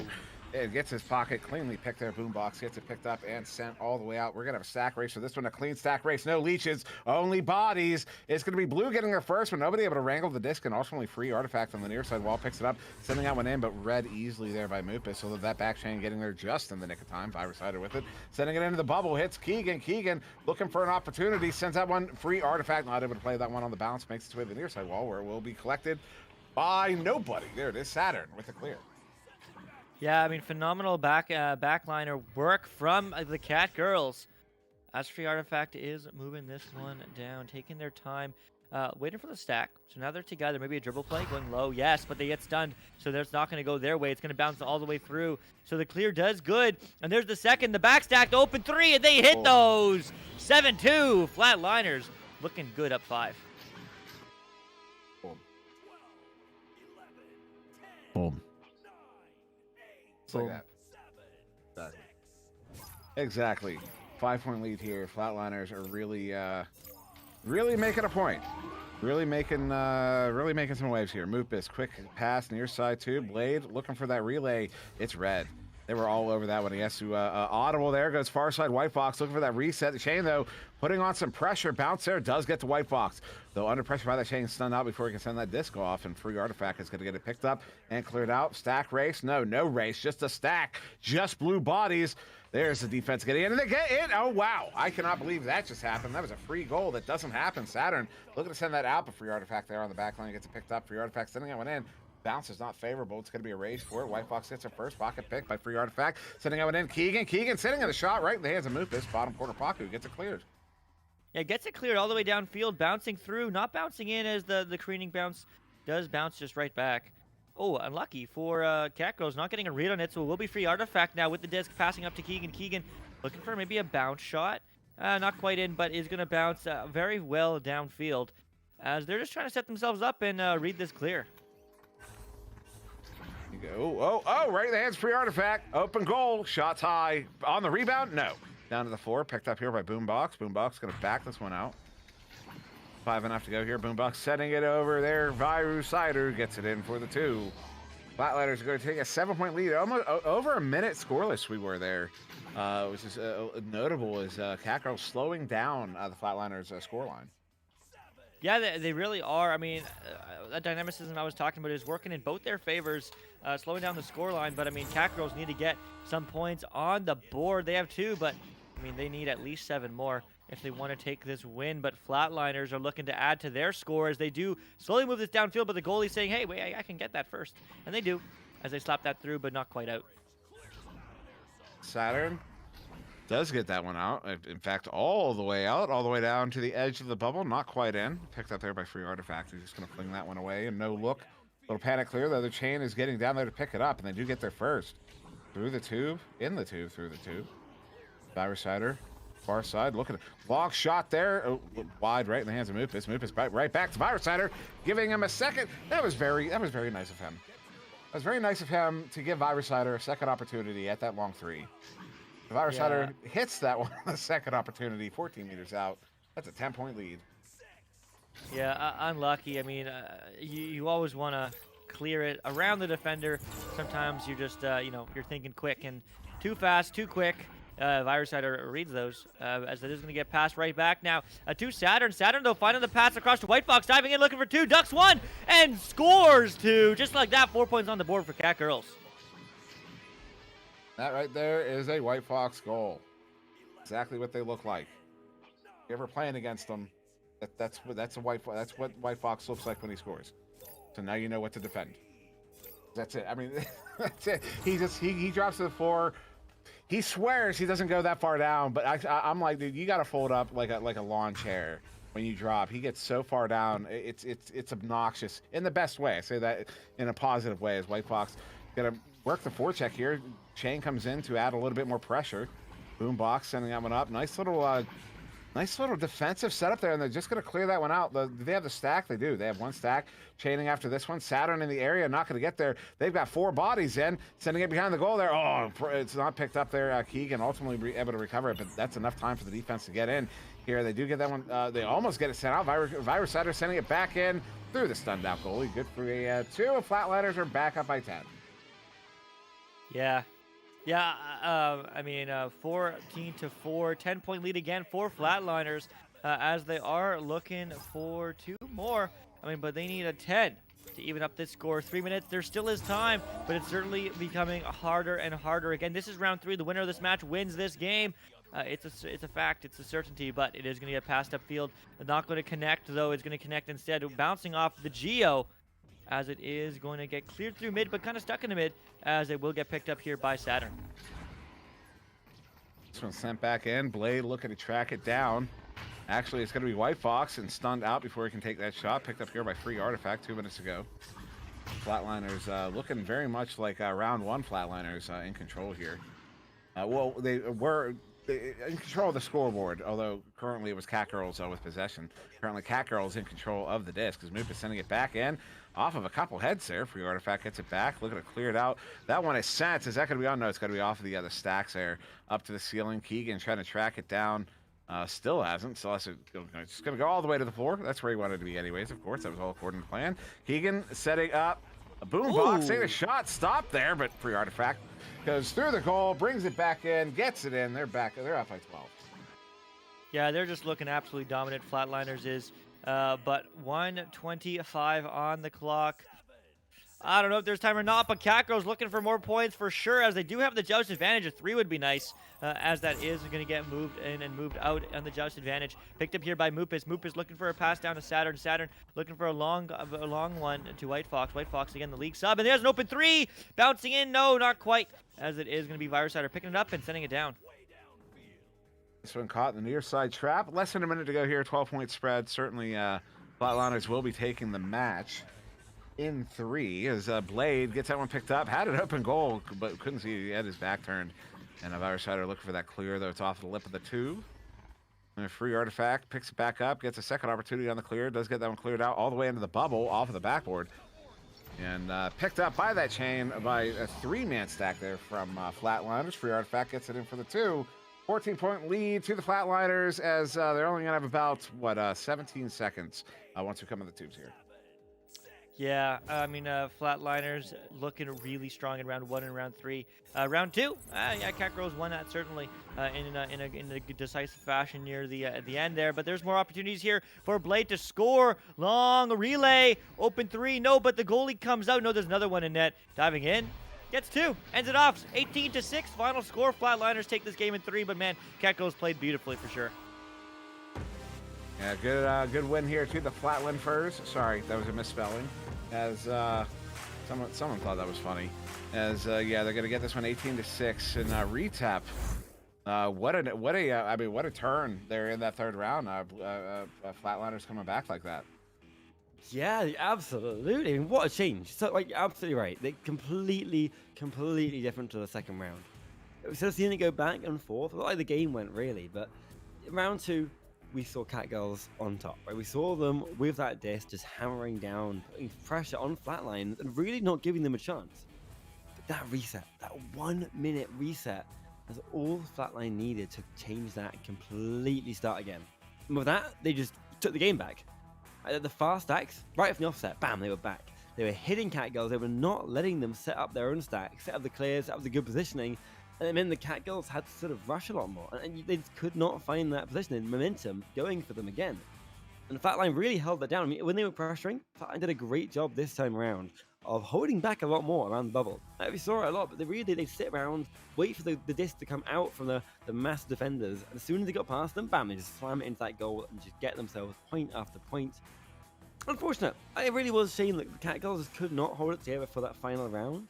But it definitely shows that Flatline experience of just how well they were able to hold it down, keep that pressure on Catgirls, and not give them a chance to set up. Because when they had the stack, when they had the attacks, they had some beautiful cuts, some beautiful goals coming in. Flatline just held them away so much, with so much of the extra possession time, they just could not get those goals coming in when they want them. And I actually have a bone to pick. Keegan. Yeah. He did not get that save. That's the only 0 on that entire Flatliner stat line. Is Keegan on the saves? Keegan, get a save, man. What are you doing? Just kidding. On both sides, I mean, very few zeros on the board overall. But Yeah, Luke, this was quite the game. Nice little finish to our little showcase here. It really was, and I'm happy the third match was the one that went to 3 rounds, because typically that's the one that makes us late. So thank you for that, Flatliners and Kangaroos. Certainly a back and forth game. But yeah, I mean, both these teams, as Retep said, are established ones. I mean, Kangaroos since Season 3, Flatliners since Season 2.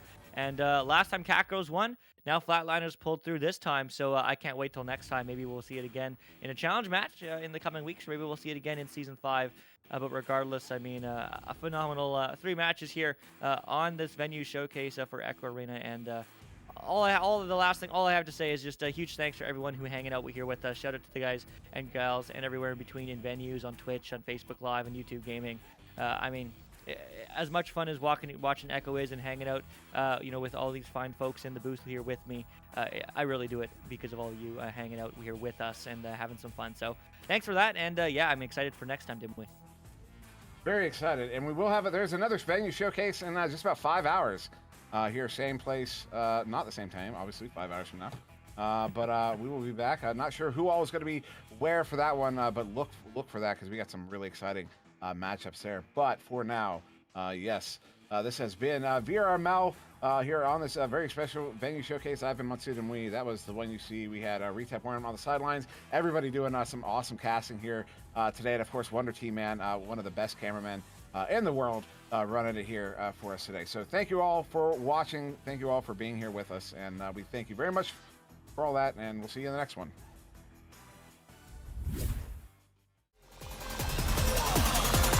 And we're underway.